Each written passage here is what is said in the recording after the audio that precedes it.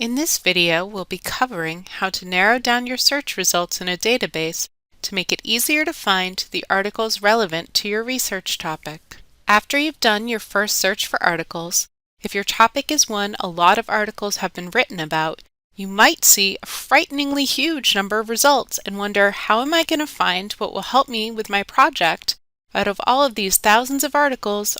You can use filters on the search results page to give you a smaller number of articles that are more focused on your research question. You can reach these filters using a menu at the top, or on the left, or on some sites on the right-hand side of the screen. These are options you can select to tell the database what criteria you want an article to match in terms of keywords, date of publication, place of publication, or other options before it is listed in your search results. This video will use an Academic Search Elite results page to demonstrate how to refine your search with filters. So let's start off with a search for law about piracy of movies, music, or TV. This search gets over 1,000 results, which is huge compared to the 5 to 15 articles you'll probably need to write your paper. A good filter to apply first is publication date. For some topics, the date the article came out won't matter as much. Like an article about Shakespeare from 40 years ago won't necessarily have outdated information. But for some topics, your professor might think an article from 6 years ago would be useless. If you have a very current topic, you can just use this date drop down here to select from these few options. For internet piracy, I've decided that any article from 1999 until now could be useful, so I'm going to click on the All Filters drop-down, select Publication Date, choose Custom Range, and write in dates from 1999 until the end of this year, then choose Apply. It's now tossed about 100 articles that I couldn't have used anyway out of my search results. Let's also select based on source type. What you do here will depend on what your topic is. For some topics or classes, you might be able to use information that came from a lot of different places. So let's choose source type to see the options this database has. For something that has a business angle, you might want to add trade journals.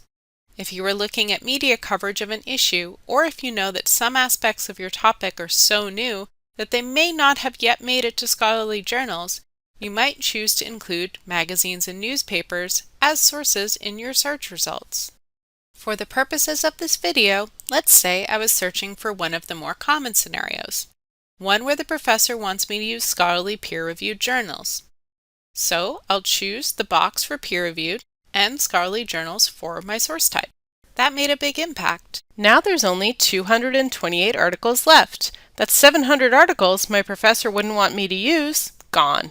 But there's still more that filters can do. All of those other filters were about when the articles came out and what kind of source published them. This next one, Subject Thesaurus Term, lets you narrow it down based on what the article is actually about. So the keywords in this menu correspond to the ones that are used to describe the articles in the search results. You get to the keywords list from the All Filters link. Choose Subject Thesaurus Term. You can look at the keywords in order of frequency or alphabetically. If you're not sure which keywords are on relevant articles and which will only be on irrelevant ones, you can look at the keywords listed as subject below the articles that look relevant.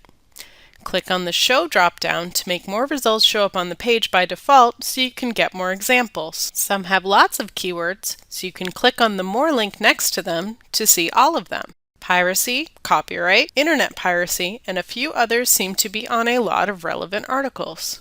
So I'll go into the All Filters menu to select Piracy, Intellectual Property, Internet Piracy, and Law as subject thesaurus terms that need to be on an article before it shows up in my search results. This can be handy if your topic has a lot of different dimensions to it, or if one of your search keywords has multiple meanings. Then I'll apply the keywords. Now the number of search results has been narrowed down even further to 80 articles. And most of the results near the top have titles about media piracy and how it pertains to the law. You may have noticed that every time a filter is added, a line appears in the All Filters menu. This can tell you at a glance what filters you have, and each are easy to get rid of. If I've decided that my search has been narrowed too far, I'll just click the X next to the filter that I don't want anymore. This can also help if I want to switch between different searches. Maybe I just want to see articles about the music industry, so I select that subject term in filters. Then I can get back rid of that keyword after opening a few articles if I want to get back to more general articles on my larger topic. Additional options you can use in most databases are publication title, for if there's a particular journal, magazine, or newspaper you want to search within, and language, for if you only want to look at articles in a particular language. Filters are how you can take a search results page with tens of thousands of articles that might be related to your topic and turn it into a more manageable number of results that better match your research interests. Different databases give you different ways to do this, but they function very similarly.